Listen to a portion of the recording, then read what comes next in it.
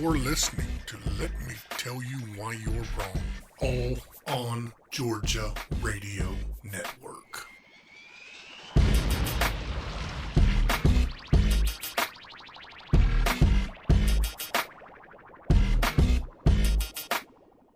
Welcome to episode 141 of the Let Me Tell You Why You're Wrong podcast. I'm Dave Roberts. With me, as always, is the brains of the operation, if I can talk, Jessica Szilagyi. Hey, Dave. I'm so glad that we're able to record this week since, you got pummeled by a storm. We did. And of course, as a Floridian, I'm kind of laughing at the responses to it. Understandably. We were without power for about 18 hours. People are still without power as we record on Saturday. Happy Halloween. So here's the thing. There are so many people that are absolutely not prepared for the least bit of interruption in their life. Even down to 4 hours after we lost power. 4 hours. This is 8 o'clock in the morning. We lost power at 4 a.m. I started seeing threads on Facebook, obviously on my phone, about my kid's hungry. Are there any restaurants open? Are there any grocery stores open? I can't cook because the power's out and I have an electric stove. I'm like, are you kidding me? Yeah. And going back to actually the first discussion, or the first show I hosted, the credit card machines were down for a couple days. So I went and grabbed some cash. The ATMs were down, because telecommunications was down. People were losing their minds because they don't have any cash on them. They were losing their minds. Walmart's closed. Well, they don't have power. What are they supposed to do? It just frightens me how people are so unable or incapable of adapting. I mean, we could very easily face a time in this country or in our state or in portions of our state where we're without power for an extended period of time and people can't handle it. And they ask stupid questions. You were without power for 8 days. I was in Hurricane Matthew, which was I'd been down here. I'd been in my house for about a year at that point. So, there were certain things that I was prepared for, and there were a lot of things that I learned. And I was lucky. So I'm on a well. I was lucky. I had friends who had power, so they let me come over and take a shower and things like that. But it made me more prepared for the future, of course. But it also wasn't as difficult as I thought it was going to be. Like, it was an inconvenience, and I went to bed a lot earlier because there wasn't much to do after dark. But it's baffling to me how people are, like you said, 18 hours. I mean, that sucks, but. Well, and I got the generator out, and I do have a generator, and I do have gas for it. And, obviously I have a few more advantages than some of the people out there.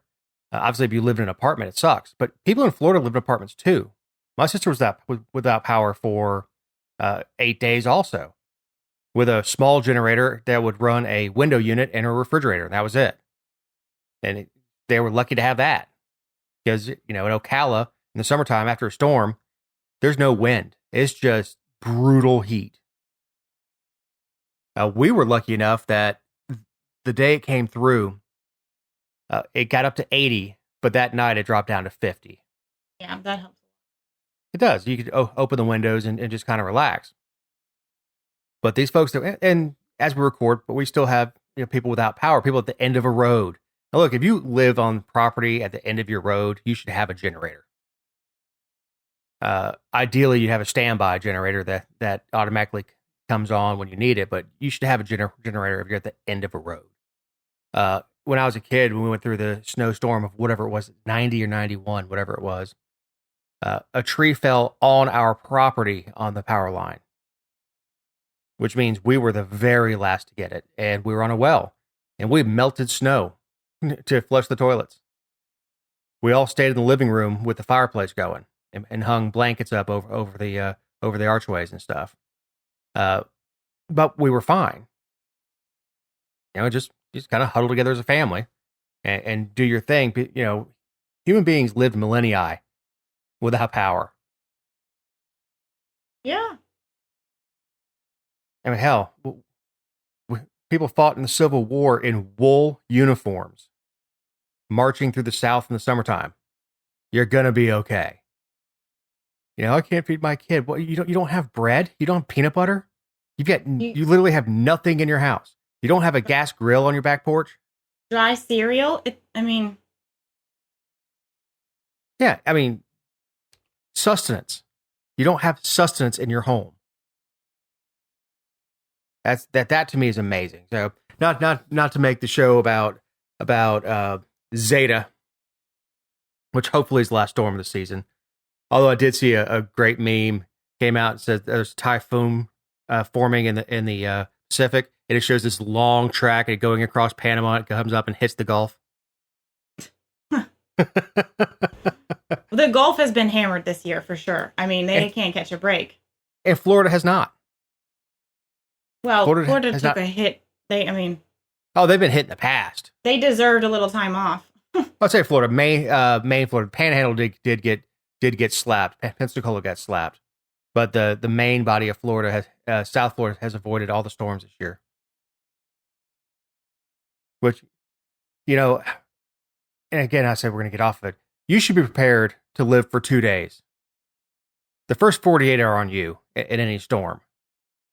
I don't care if it's a snowstorm. You should be able to make it 48 hours with no power and nobody coming to get you because roads are impassable. Well, and like you said when we were talking about it before the show started, this wasn't a surprise.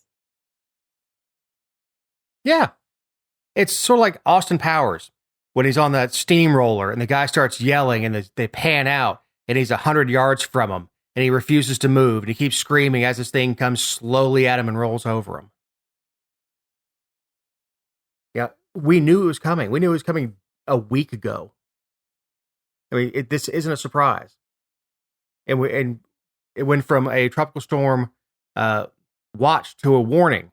And again, all that information went out. And obviously, these people who are complaining on Facebook have Facebook, and they saw all the warnings coming out. Everyone shared this tropical storm warning. Everybody, it was everywhere. You couldn't. It was that and election news. That was all that was on Facebook up here. And still, they're shocked. We're without power. I mean, what are we supposed to do? I don't know. Survive or don't. And that's why, once again, I'm an a-hole.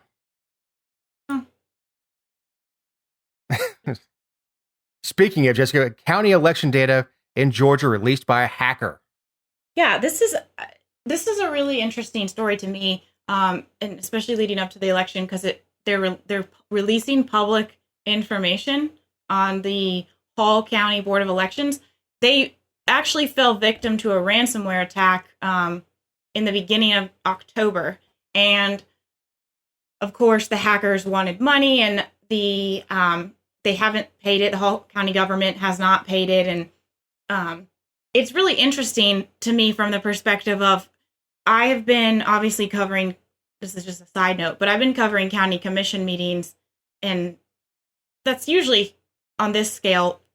That's who's targeted, but for 5 years now, and even the small rural counties that I cover have purchased insurance policies to protect them from demands of hostage situations with their documents because they don't, of course they try to secure things, but in the event that they have to pay to get stuff back, they don't want to have to put out their money out, and so there's insurance policies that local governments can buy.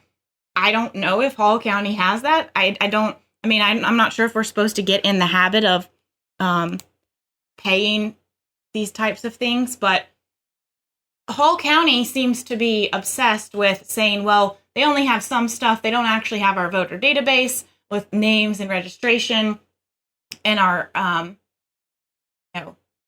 equipment inventory. But they say that the files that were released now had names and provisional ballot information and stuff. So part of me wonders if it's just damage control leading up to the election so people don't flip out. But and they continuously say that the election process has not been compromised.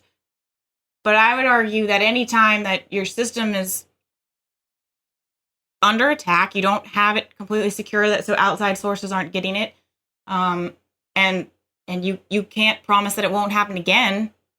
You can't confirm with certainty that it's not been compromised. Sure. And they don't know what they don't know. That's right. And then they say, so this is the official statement from Hall County.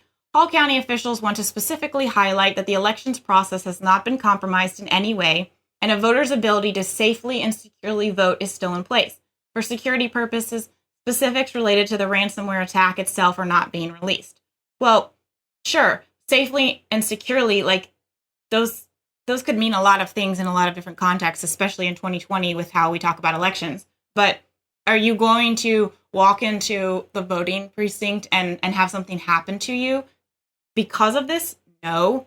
But safely is a sham word to throw in there. Securely is the problem, because while these machines and stuff aren't hooked up, to the internet,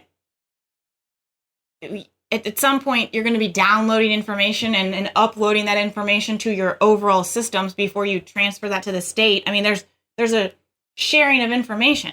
So, like, I don't know. It just bothers me that they're pretending like it's no big deal. Yeah, nobody looked behind the curtain. Man, I guess that is the one case where having paper ballots is good. Because even if all that data is lost, they can go back through and rescan it and recount it. They could count it by hand. No more hanging chads like 2000, but they could go back through and tally by hand if they had to. So even if they locked all this information up, they'd be fine. Right. And that's supposed to be the logic behind the fact that, when you vote in person, you take your ballot prints out and you take it to the machine, and it's counted on the machine, and then there's a paper version that scans it, and they keep that hard copy as well. I mean, there's supposed to be multiple checks and balances here, but the county says, so apparently it was a single computer that was hacked.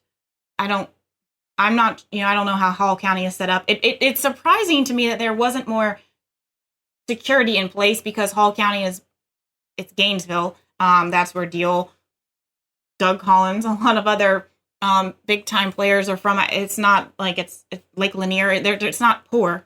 And they say that the attack has slowed the process of verifying voter signatures on absentee ballots. You can't manually do that? How? Yeah. How? But how does a computer do it either? Right, but how does it slow the process?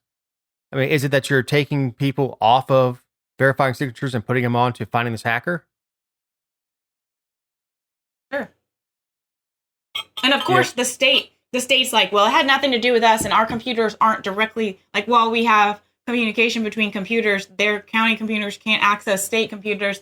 Basically, the state's like, please don't bring us into this. We got enough problems thanks to Stacey Abrams. Right. The interesting thing is, I think they're getting around to it. I think this is a probe attack to see if they can change votes. Can they get in? Especially when races in a lot of these states come down to less than 1%. It would only take swinging one county in one state to swing an election. So, not that I want to put the seed that there's going to be the results will be invalid, but I think this is an attempt. And of course, we have to be ahead of them.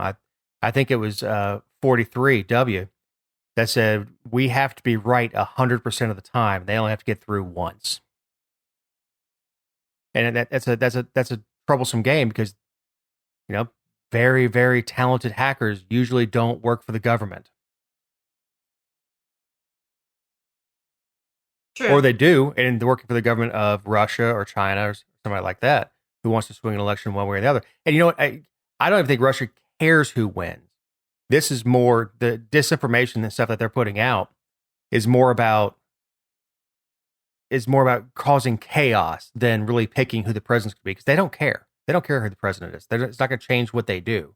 It's not that Putin prefers Trump or Biden. They enjoy the chaos. Mm-hmm. They also, as a machismo thing, enjoy saying, well, look, our elections don't turn out like that. We don't ride after elections. Look how organized our society is. Look how bad the Americans are. So for their internal propaganda, it's very, very useful.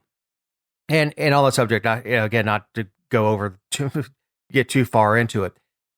When you're on social media and you see something that you agree with 100% and it hits everything that you already believe, you need to think about the source, because that's the way propaganda works. Propaganda isn't trying to change your mind. It's about reinforcing what you already believe, and what they want to do is cause chaos. So when you read something online that hits every point that you already believe, I think this about a lot of this Hunter Biden stuff.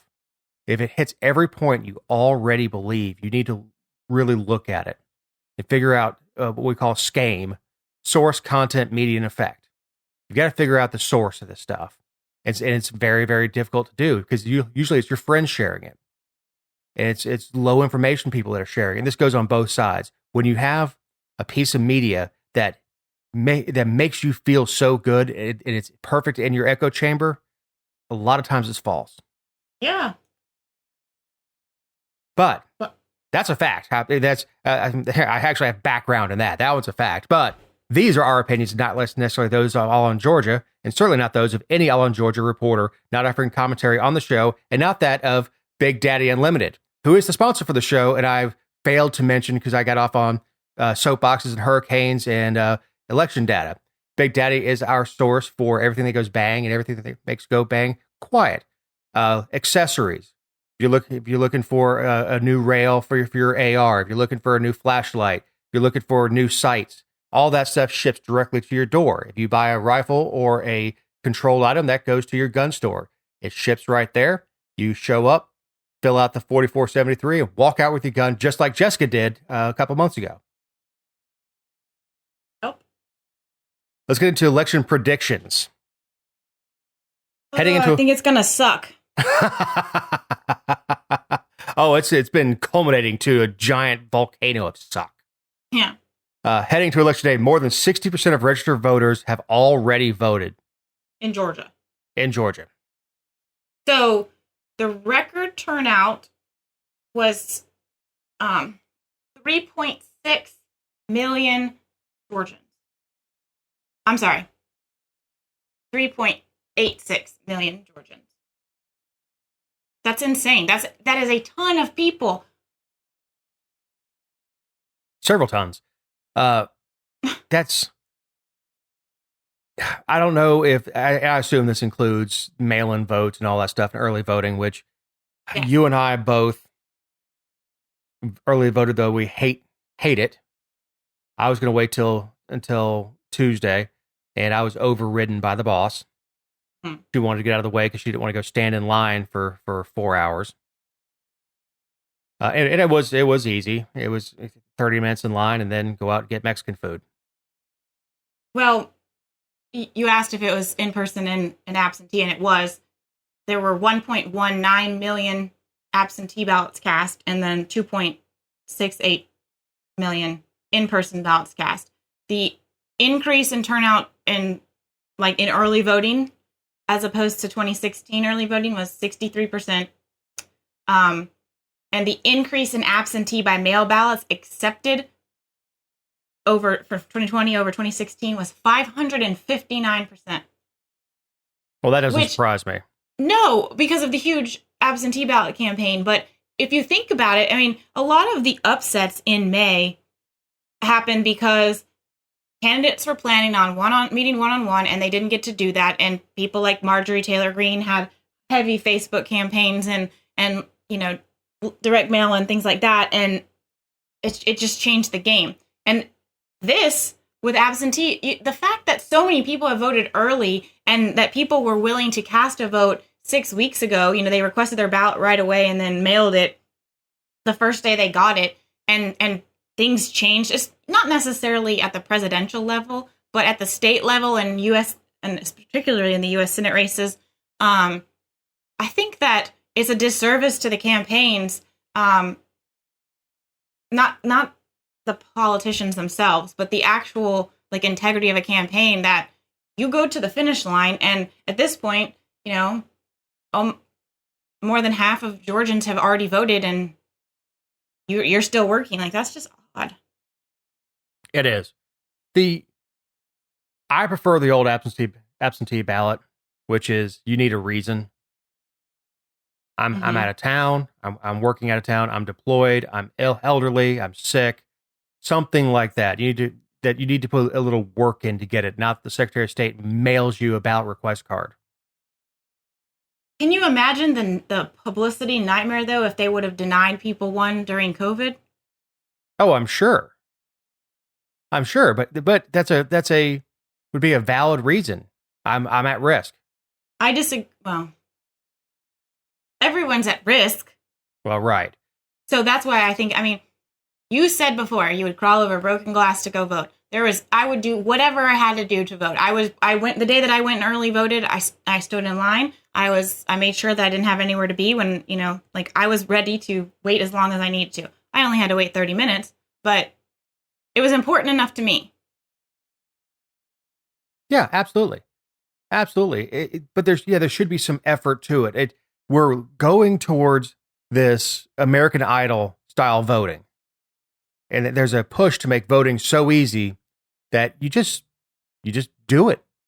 You can do it from home. That this push to have. I also hate, as long as the presidential campaign is, I hate people voting weeks early. First of all, it ruins the October surprise. And we got one. And I mentioned before the Hunter Biden story. We got one. We got a huge October surprise. The riots in Philly. Huge October surprise. I actually think that the riots helped Trump. Because the people who are supporting the rioters and the protests are already voting against him. It's the suburban family that's sitting on the couch watching this thing that we're either going to sit this one out or vote for Biden as a protest vote, or throw one for the Libertarians as a protest vote because they don't like the way Trump talks. And you see Philadelphia on fire. You go, you know what? Yes, we need the guy talking about law and order, even though he has no control over what's happening in Philly. He can't start it. He can't stop it. It's not the role of the president to go into an individual city, but the image helps him, in my opinion. Can't talk this morning. Absolutely. No, it absolutely helps. Because it's the feeling. It's we're going to take control of this. We're not going to let our cities burn or be destroyed or whatever. We've talked about the protests at length. But ad nauseum, yeah. Yeah, but the people want to feel like somebody is going to stand. It's just like the Trump commercial, which I think is one of the best ones out of all the races, out of all of the ones in the presidential race and itself, this entire cycle. The one where the 911 call is ringing and no one answers the dang phone. Right. I don't care. I'm sure that it really ticks liberals off because they're like, that would never happen. Well, it did happen. It has happened, and it can happen again. But for anyone who's ever had to call 911 and needed someone to come, it will send chills through your spine and everything else. Yeah, and it's a rehash of and I think it was 1984. The phone's ringing in the White House. Who do you want to answer it? But yeah, absolutely. That sears into your mind. And he needs to run that more, and then with the riots going on. Yeah, it's a great piece. He obviously has very talented people working for him. He's also a very talented marketing person. His major product being himself, and he does very, very well at it. So yeah, you're absolutely right. It was a great piece. Now, is Georgia still a purple state? Only in theory. And they tell us that for years. I think for the last 8 years at least, we've been hearing Georgia's not going to be as red as it has been, and the cities are changing, the demographics are changing. We have more outsiders. The rhetoric that Georgia will not stay deep red has been changing for a long time. And I do believe that day is coming, but I don't think it's now, honestly. Well, a Democrat presidential candidate has not carried Georgia since 1992. And Trump won Georgia by 5.7 points in 2016. Right. Do you think that's significant? It's huge. Huge. Now, look, 92 was Clinton, but in 96, the state did not go Clinton. It went Dole. And I actually voted for Dole in that election. So, and I remember when we got our first governor since a Republican governor since Reconstruction.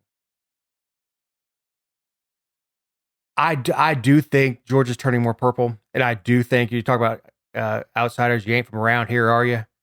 I think that the movie industry is bringing people in, and we're going to see a huge influx in the southern states. I think in the next few years, people moving from New York and California in these places that are making it very hard to do business, impossible to do business. In the case of New York, the streets of Manhattan are empty. I mean, what do you do? I mean, you've been locked down. So what do? You move somewhere that's more conducive to your life. Unfortunately, as we see in a lot in Florida, you move south because you don't like the tax structure, you don't like what's going on in your home state, and then you start to but you bring your values with you. And that starts to slowly change the absolutely. outlook for the state. And it's sad, but it's the freedom of movement. I mean, that's just what happens. So I think in maybe next cycle, but we'll get into here we go. We have Biden, Trump, and Jorgensen in Georgia. All three were here last week. Yep, and this show drops on Monday, and I think Biden's supposed to come back again on Monday. And of course, the polls have been nearly daily lately. And I love when they say that it shows like Biden up by 2% or 2 points or however they write it, and then they say there's a 4% margin of error. I'm like, okay, so you don't know. Well, the polls tend to tighten at the end because pollsters don't want to be wrong. They want to keep their jobs. That way they can say, well, it was in the margin of error. See, we were right. I think polling is dead. I think we demonstrated that last cycle. It is dead. I mean, you can do some internal polling, and you can certainly do that kind of stuff. But as far as the Rasmussen and things like that in the news, I think it's dead. No one believes it anymore. I think that polling is great when you want to poll issues. Like when someone, before they decide to run and they poll a district or an area and say, like, ask people what's important to them right now in these times. I think those are great polls. I also think that people lie because in the AJC poll from last Monday, it said that 4% of people were undecided and 3% were for Jorgensen. I just cannot believe that. I mean, there was a 4-point margin of error on there. So it could be upwards of 8% of people in Georgia being undecided. And I've never met someone who's undecided. I've never met someone who said, I don't know who I'm going to vote for in the presidential race. You know what? Undecided could be between Jorgensen and Trump. I don't think it's between Biden and Trump. The contrast is too stark. It could be someone who's mulling over a protest vote or mulling over, do I want to vote my values or do I want to keep my taxes low and keep my income? Then that's fair. But in the AJC poll, they did include Jorgensen, but not every poll includes her. So it just... Well, and I think people tend to, especially small L libertarians, tend to tell the pollster, I'm going to vote for the libertarian because it sounds good. It sounds principled. But you get in the voting booth and you think about, boy, my paychecks have sure been higher. You go, you know what? I'm going to go ahead and use that little stylus pen and hold my nose with the other hand and vote for Trump. That's exactly what I did. Well, I wasn't polled. but I held my nose and I voted for Trump. Yeah. You know, I have done better under his administration. I don't like his persona. I'm sure he's a very sweet man. I don't like his persona. I don't like the 2 a.m. tweets. I don't like the idiotic language that he uses. And I'm not talking about. I'm just talking about the boiling stuff down to just lowest common denominator bothers me. But it works for him, apparently. Do you think he's going to win Georgia? Yes. Do you think it will be as by a large of a margin as 2016? No. Either. Because, you know, Cobb, Gwinnett, and Fulton took huge swings to the left in 2016 and then again in 2018. And I think that we're going to continue to see that just because those places are booming and they are moving left in the general elections. But I still think there's enough, not even silent majority, but just people, like you said, who are like, you know, I don't love him. And I don't feel like I can't wear a hat. I can't shout, make America great again, but this is the better decision. Yeah, I'm not going to the rally in Rome. I don't have a MAGA hat. I did not wear a MAGA mask in to vote. And the poll workers are obviously so nice, so helpful. I wouldn't do that. So I didn't do any of that. And I don't have a Trump sign in my front yard. I've had the only signs in my yard are supporting the two candidates that I've openly supported. But I went and voted for them. I held my nose and I voted for them. And I think that's going to happen a lot. And again, I think the riots and things like that are going on in other states is going to get that suburban mom to go, damn it. All right, let's do it. And I see it and I hear it from people I talk to. And they're like, yeah. But I will say this. I think that the suburban mom, which, you know, there's other demographics and groups of people that should not be underestimated in any election. But the suburban mom who is often the emotional woman who teeters on her feelings versus her husband's job and her practicality and her vacations and all that. Nothing against suburban moms.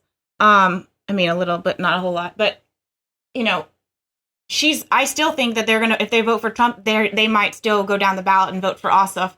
Maybe not Warnock, but they go Democrat down the ballot because they're mad about stuff that happened in the Georgia legislature in the last 18 months. They're mad about things that are happening at the state level.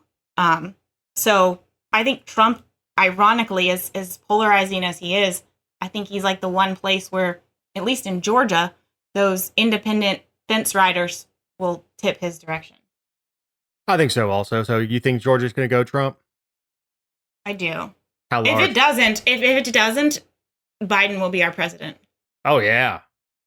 Oh, no, if Georgia goes, I mean, that starts the dominoes. How big do you think the margin is? Well, I'm not good at that kind of stuff. If I say a number, it's just like I just made one up. 2 points. I don't know. That's exactly where I was. Yeah. No, that's exactly where I was. I'm looking 2 points.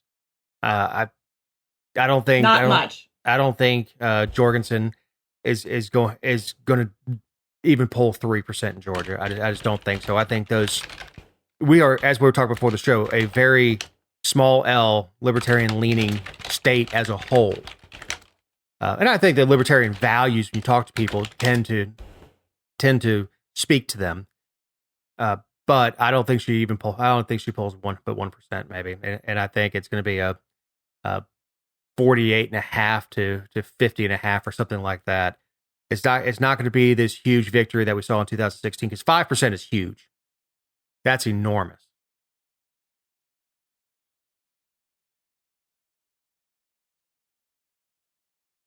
So go ahead. No, you go. I'll say, what if a state can't agree on a presidential candidate? Oh, we were researching this before the show because obviously we've heard about collectively, like electoral college and on a big scale what happens, but I didn't know what happens if Georgia is just all over the place, or but apparently they have this date called Safe Harbor deadline that gives the state till December 8th, so basically a month, a little over a month, to work out. You can guarantee there are going to be some lawsuits. You can bet on it. But to sort those out, to get the votes tallied, to count and recount, to do any type of legal finagling, I guess, that has to work through. And then they submit them. That's 5 or 6 days before the electoral votes or the college meets. And so if we're still in a mess there, I guess the state will submit multiple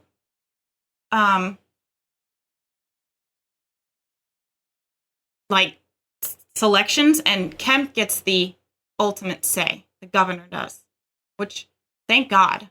So tie goes to the runner. Tie goes to the incumbent in this state. Yeah. Every other position is 50% plus one, or else there's a runoff. There is no presidential runoff, which is interesting. Which is probably good.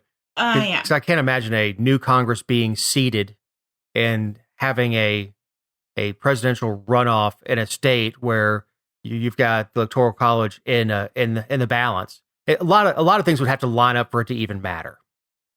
Well, so this article that I'm referencing, and we'll post it in the show notes, but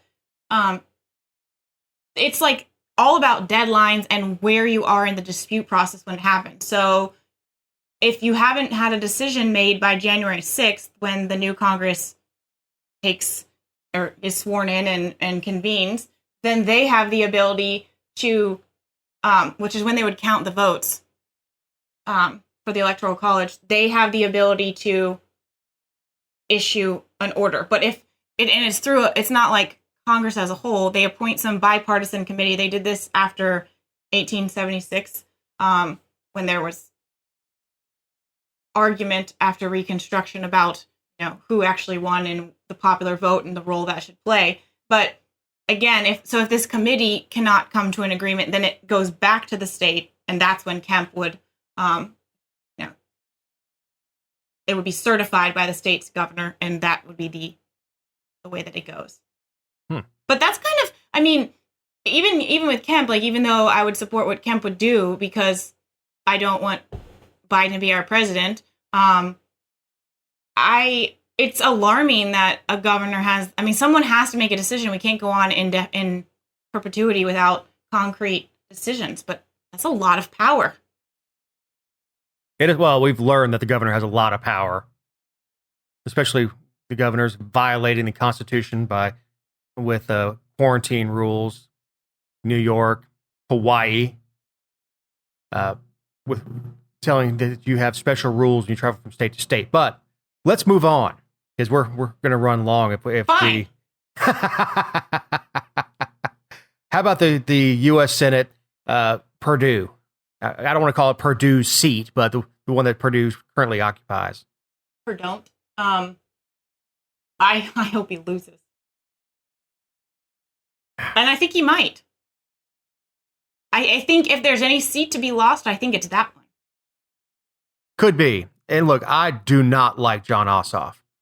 We know. Like, little weenie.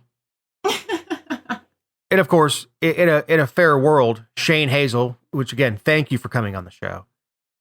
Shane Hazel would have been involved in the debates. He would have a larger platform and allow him, because when he speaks plainly and intelligently. He speaks with a clear voice, and he knows his values. He's not wishy-washy. Now, I did watch some of his live during the Senate debate this last week, where he put the debate up on the TV behind him, and when the moderator would ask a question, he would answer it. Yeah. Awesome. Yes. I mean, dude's got a great sense of humor. I think this could possibly go to a runoff. I really do. I think you're right. Right now, Purdue is polling at 45, Ossoff at 46, 4% for Hazel. 4% without spending a dime. It makes me laugh though, because there's been multiple races or multiple polls on that race, and many of them they have included Hazel in the question, but they don't include him in the results. So, and you know people are answering for him, but if it's like 2% in the poll that we're referencing, they don't put him in the results, and so then they send out their press release and say that it's split between two, which only exacerbates the lack of access and information. It does. And here's the thing. I want this to go to a runoff. I want the Libertarian Party to, I don't want to say be a spoiler, but look, people need to know there's somebody else out there. People show up to the polls and go, who's this third guy? And I think after the ugly, ugly campaign, there are people that show up at the polls, they don't know who the hell Shane Hazel is. But they look at it and go, you know what? That sounds great. That guy. I don't know what he stands for, but screw those other two. I think that's quite possible. And of course, as we said, there are 5% that are liars, saying they're undecided. I don't know how you have 5% undecided. They might be. Okay, I was thinking about this when you said it before, because you brought up a good point about between the Republican and the Libertarian or something, but it might be undecided about whether they're going to vote at all. That's true too. Or skip the race.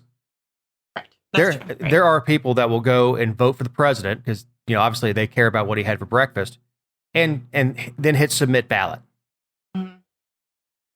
So I think this goes to a runoff. I don't know who wins the runoff, but I think this one goes to a runoff. I think we're going to I really want him to lose. Man, the only bad thing about the runoff, and again, like I said, it would be amusing to me because I want to see the legitimacy of a third party. And I think most big L libertarians are out of their minds, or at least the ones that are the loudest. Mm-hmm. But I want to see some legitimacy come to that party, because the principles of liberty speak to all of us, and it speaks to Democrats and Republicans when they actually stop yelling about their team and listen to the principles of liberty, of peace. That's why they don't let them play. Right. Oh, exactly right. And but when you talk about peace and protecting our troops by bringing them home, and you talk about lowering taxes and shrinking the government, getting it out of your life, people start to listen. Their radar starts going, whoa, of course I agree with that. And you talk about the two parties that have been pushing war. The kids who graduate high school, at least the last couple of years, have never known a world at peace, or never known a country at peace. The kids that are born after September 11th have never known anything but war. And that's just what you do. You grow up and you go to war. And when people start talking about the principles, especially Shane Hazel, a warrior, a man who has seen war, to come back and say, we don't need to be doing this. This is wrong. So, again, I know I don't want to push this too long. And yeah, we're running long, Dave. We need to move on. And kiss Shane Hazel's ass too much after I did last week. What about the jungle primary? Definitely a runoff. And, all along the conversation was, it's going to be Loeffler and Collins in a runoff. And I think it's not. I think it's going to be Warnock and someone. I think it's totally up in the air if it will be Loeffler or Collins, but because they're polling so close together. But Warnock went from like the low 20s with Loeffler and Collins to the high 30s and low 40s. And even if you discredit polling and you're not a fan, like, I really don't think that's I don't think he can be discounted. I don't think so either. Look, when Collins jumped in the race, the first criticism he got was he's splitting the Republican vote. All the criticism we hear about the Libertarian Party, for that matter, is Collins is splitting the vote, splitting the vote. Well, that's what's happening. If you put Collins and Loeffler together, I mean, they win. That person wins easily. It also doesn't help that they're both just awful, awful, awful people right now.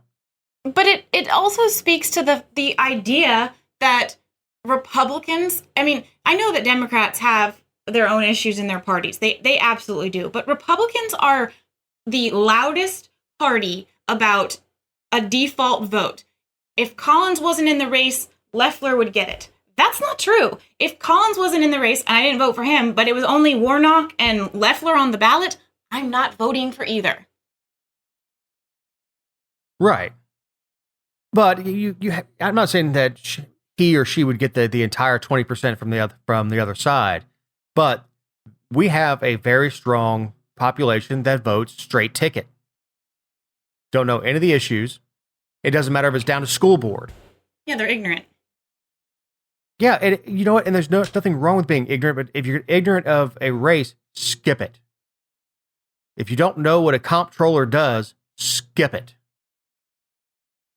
If you don't know the issues in your county, skip it. If you don't like either candidate, there's only two candidates, skip it. Or write something in. You know, do what I did. Write something really smart ass in. Or what Lowe does for tax commissioner every cycle, which is taxation is theft. So, but yeah, we have a very large population in Georgia that votes straight ticket. Just goes down, looks for the R, and click, click, click, click, click, click, click. Oh, what's this? For judge. Oh, I don't know. They don't have a party under judge. Ooh. I guess I'll just pick one. I'll pick the one with the I next to it, the incumbent. I haven't been to prison, so that judge must be good. So there are. So I say Loeffler runs without Collins in there. Does she get the full 21%? Maybe not, but does she get 35 or get 15 of it? Probably, or 18 of it. Yeah, but the voters got someone who doesn't align with their values, and they just voted for somebody because there's people who don't know you can leave it blank. There's people who, I mean, there's so many factors, and it's just it's an injustice and a disservice to voters to just have so few options. Every race should be like the jungle primary. But then if you have a jungle primary, you should have ranked choice voting so that you pick the people that, you know, you order them and the way you like them. So we have instant runoffs and you move on. You talk about ignorant voters. Can you imagine them trying to rank 20 people? Well, my hope would be that the average ignorant voter would just give up and stay home. Well, that, and I would love to see the R, D, and I removed from the ballot. Amen. And but I will, if you won't take away parties, take away the incumbent first. She occupies the seat. She's not an incumbent. She was never elected. And look, I'm sure she's perfectly lovely. I'm sure Doug Collins is a sweetheart. Their campaign has been awful. Absolutely awful. There's a PAC, which, you know, obviously for Loeffler, saying that she's protecting girls' sports by keeping trans out of it. Well, is that to imply that Doug Collins, the Air Force chaplain, is for letting dudes wrestle girls? Of course he's not. I'm not defending Doug Collins. I'm just saying this race has been just ugly. It's been awful. Collins is running because he was angry that Kemp didn't pick him, and he thought it was his birthright to take that seat. Okay, so if it's Loeffler, do you think Doug Collins endorses her? Yes. Do you think Kelly endorses Doug if it's Doug? Yes. You do? Yeah, there's no way they don't. There's just no way. There's going to be too much pressure from the very top. There's going to be pressure from Trump. There's going to be pressure from everybody around him. We can't lose the Senate. We can't lose the Senate. Even if Biden wins, and even more so if Biden wins, they're going to want to make sure they hold the Senate, and it's going to be a full court press to make sure that whoever has the R next to their name is going to be there. And especially if Biden wins, because the Senate can prevent him from packing the court. It just means absolutely nothing to me. when they endorse. I know there's people who, I guess there has to be, or they wouldn't do it. But like, the last person whose opinion I'm going to take, not only do I think it's half-hearted, it makes me think the loser is an unprincipled hack. Or they just spent the last 6 to 9 months lying to us about what was so terrible. Politicians sort of equate it to an MMA match, which is we're going to beat the snot out of each other, and when the bell rings, we get up and we hug, and it's over. I can't accept that. I know you can't because you have principles. That's why you're not in politics. I mean, can you imagine a Salaji ticket? Abolish everything? Yeah, I mean, first of all, it'd be hard because no one can pronounce your name. So, true. How about Georgia 6 and 7? Lucy McBath versus Karen Handel. Where are you on that? I think both of them, the Senate races and the presidential, I don't think it comes down to turnout. I really don't. I mean, sure, in some sense, like every race is about turnout. It's whether or not people come out to vote. But it's also about the people and the national scene and what's expected. When you go to the House races like this, people don't look at it as the House majority, I need to vote this way, or it's not the same. And I really, truly think that both of them are going to come down to the nitty gritty of the metro turnout. I mean, it's Fulton and Gwinnett and a little bit of Forsyth. I think McBath holds it. You do? Yeah, absolutely. She's been running some fairly moderate commercials. Yeah, she has. She stayed away from the gun things. The only commercial that I really don't like, and I think it's a PAC that's running it, shows Karen Handel talking about voting with the president, supporting the president. I'm 100% Trump. Yeah. So that one I think is a bit troublesome. But the other commercial she's running about supporting troops and things like that, and she's run some really, really good commercials. And I've said it 100 times on the show. People are tired of Karen Handel.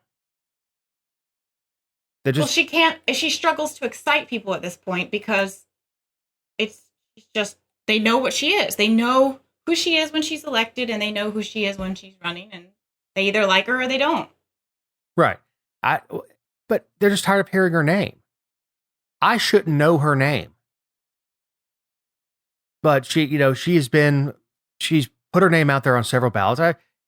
She wants to be elected. It's the same thing with Ossoff. If Ossoff loses this Senate race, he will run for something next cycle. He wants to be elected. He wants the job. He wants to be in Washington. And I think the same thing about Handel. I think she was mad when she lost her seat. Thought it was hers. But she has failed to paint McBath as what she is, which is a border hopping, anti-gun liberal. Her punches aren't landing, and McBath is throwing haymakers. Man, she's in landing. I think Lucy McBath takes that one. I think she takes it relatively early in the night. I think that one's called by 10. Yeah, I think it goes. I think that was early. No way. With Fulton County, they won't even be reporting by 10. Now, that's probably true. There's probably still be people in line at 10 o'clock. So, that is one blessing. With as long as, and the way that they've been delayed and all of this, and how much we think that things are going into the days after the election and whatnot. The one, it is nice that many people voted early. I mean, that's the only reason that it's nice. But the early voting numbers and the mail-in ballots will already be counted. So as soon as the polls close in those counties, boom, those numbers will be up. And I think McBath takes it easily. I think 4 points. Oh wow! I think it's a big one because Handel just is not landing any punches. Well, I guess we're well, Yeah, we'll regroup. What about Rich McCormick? Like, I think he's too conservative for the 7th. You think so? Unless, yeah, I do. I really do. And unless, because, Rob Woodall almost lost last time. So unless Republicans are just over the top energized and, they just can't, I don't see it. I don't see it because the district, they've lost House seats in Gwinnett since then. There's Senate seats at risk in the Georgia legislature in Georgia 7. I just don't see how they. That one's going to be a lot closer. I think the top of the ticket is going to carry that one a lot closer. Even though he may be a little too conservative, I think the top of the ticket may move that one. But like you said before, those much coveted suburban women, the soccer moms, don't necessarily vote straight ticket down the ticket. They will hop over. They will absolutely split their ticket. That one will be interesting. Well, Jessica, as we're winding down, do you have any closing thoughts? If you haven't voted and you're not sure how to vote on the ballot questions, yes, no. And, there's explanations of all the ballot questions on All in Georgia. If you don't know, don't answer them. Don't pick one. Voting no is great if you're not sure, but not voting on those at all if you're not sure is even better. Yes, no, yes, if you're in Paulding County.